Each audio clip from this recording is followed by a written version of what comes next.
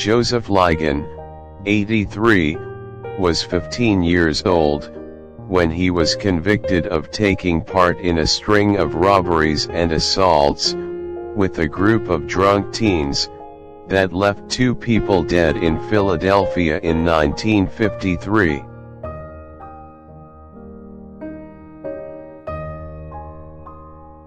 Ligon has maintained that he didn't personally kill anyone in the case that saw him sentenced to life in prison without parole before he was even old enough to drive.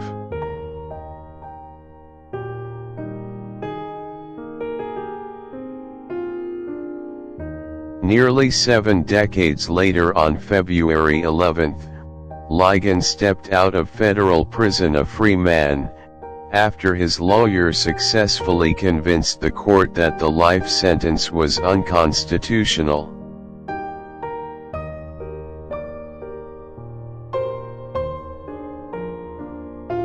While most people from Ligon's life before prison are no longer around, he isn't alone.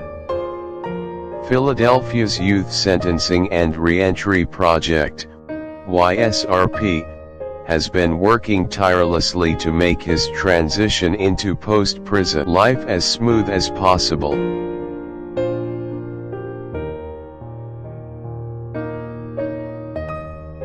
Ligon's road to release was long and complicated. One particularly influential turn came in 2017, when his sentence was reduced to include the possibility of parole, but he refused to apply.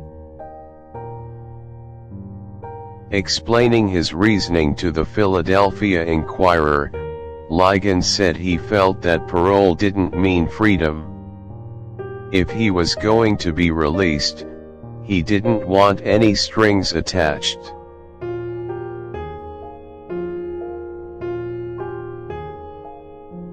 "I like to be free," he said. "With parole, you got to see the parole people every so often.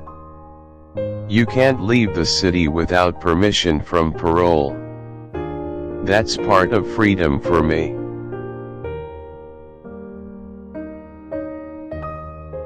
Pace was among a group of other ex-lifers who went to the prison to try to convince Ligon to change his mind. "If you want to fight, fight it when you get out," Pace told Ligon at the time, per the Inquirer. But Ligon didn't budge, instead choosing to put his faith in his public defender, Bradley Bridge, to convince the court that he deserved to be released altogether.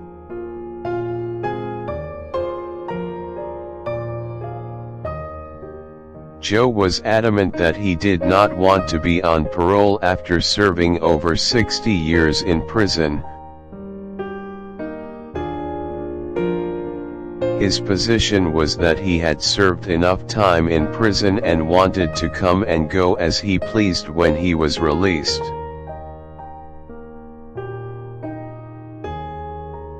"I did not agree with that decision, because I thought he could continue to challenge sentence while on the outside and that he didn't have to serve additional time."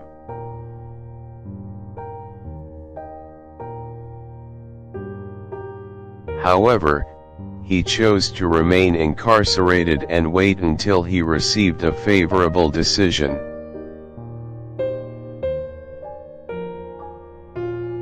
"I applaud him on being resilient and self-determined, and standing by his convictions."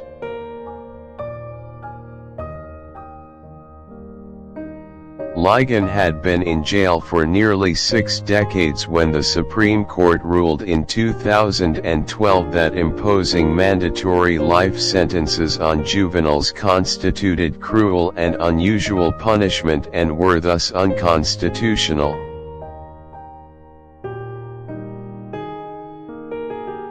But after the ruling, Pennsylvania was among several states that refused to reduce the life sentences.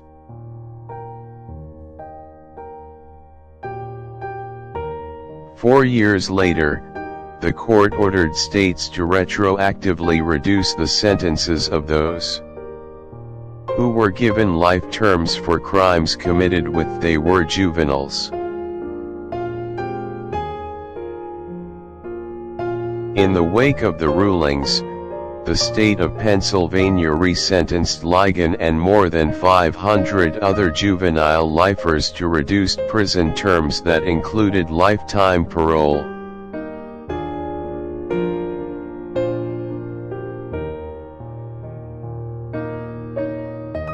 In 2017, Ligon was resentenced to 35 years to life. Given the opportunity to apply for parole, however, Ligon said no.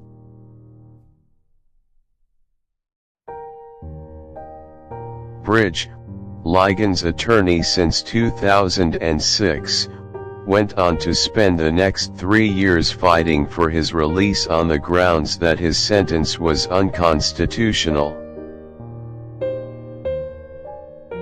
The Constitution requires that the entire sentence, both the minimum and maximum terms imposed on a juvenile, be individualized, and a one-size-fits-all cannot pass constitutional muster, Bridge wrote in one motion.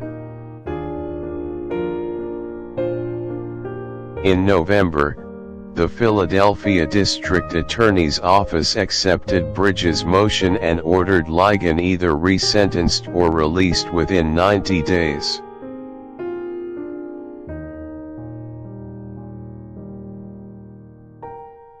On February 11, Ligon finally walked free from the State Correctional Institution Phoenix in Montgomery County.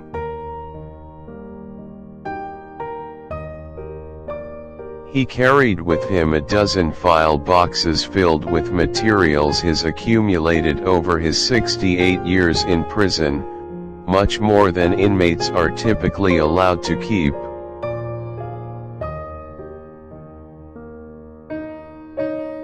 Ligon told the Inquirer he prepared for his re-entry into a world that's changed dramatically since he last saw it by watching TV in his jail cell.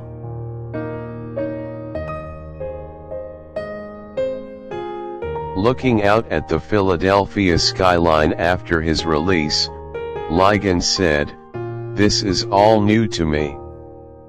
This never existed."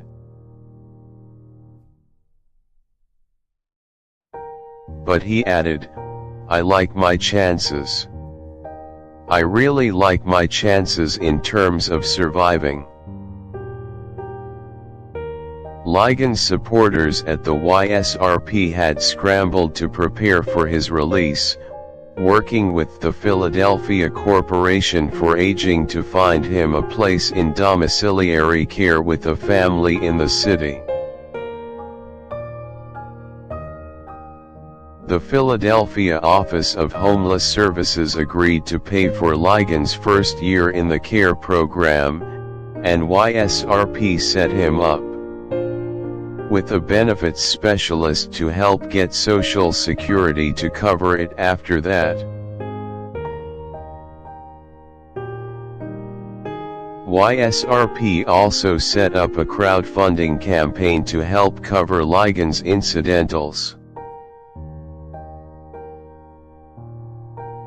For Ligon, one of the biggest changes over the past 7 decades have been in his family, as many members did not live long enough to see him walk free.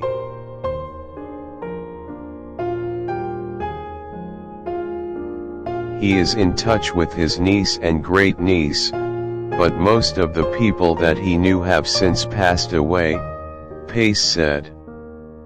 And the people that he is most familiar with are the people that he was incarcerated with throughout his 68 years in prison.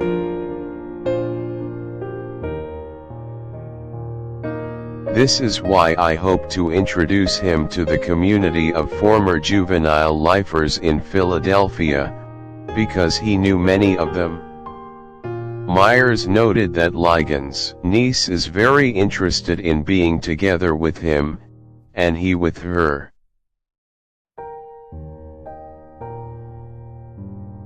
Ligon was born in Alabama to a poor family. After moving to Philadelphia, he was enrolled in elementary school, but he dropped out by the 4th grade and was illiterate. When he was 15 years old, he was considered an outsider among his peers. In 1953 he was convicted alongside 3 other boys in connection with the stabbing deaths of 2 men and the injury of 8 others.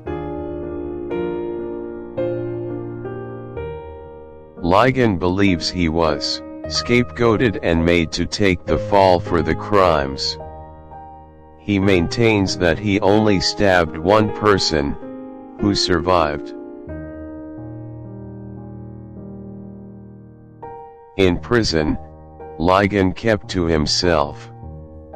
Most of the time, he worked as a janitor. He also learned to read and write. In his spare time, Ligon also trained as a boxer and kept in good physical condition by enduring grueling workouts.